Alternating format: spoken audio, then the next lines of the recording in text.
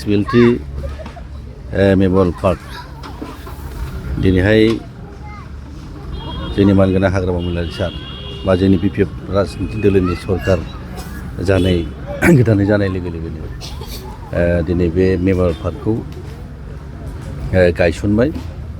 दिनै खुब रंजाथाव दिन होननानै जों बुंनांगोन। मानो होनोबा दिनैनि जे परिबेस, दिनैनि जे बे थासारि बेखौ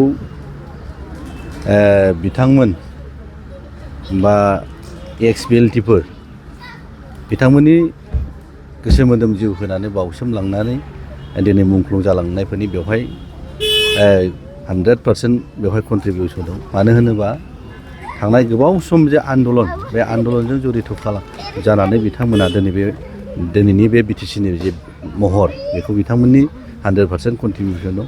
दा बेनि असिलायैनो दिनै बिथांमोनखौ गोथां महरै बा गोथाङै दोननो बिथांमोननि जिउ जारिमिनखौ गोथाङै दोननो थाखाय दिनै बे थांखि, बे उद्देश्यजों दिनै बे मेम'रियेल पार्कखौ बानायनाय जादों। आसा खालामदों निस्सय फैबाय थानाय जेनेरेसना BLT होनोबा बा BLTआ मा जिनिस, BLTआ सोरमोन, BLTआ मामोन, मा थांखिजों BLTखौ बानायनाय जायामोन, बेखौ निस्सय जोंनि इयुन जोलैया बे पार्कआव हयथ' फैनानै मा होननानै सोंथि सोङोबा निस्सय जों बयबो मिथिनो हागोन। बे असिलायैनो जोङो दिनैहाय बे मेम'रियेल पार्कखौ बानायनाय जादों आरो खुब गाहाम जादों, खुब मोजां जादों, बाख्नायथाव। आंबो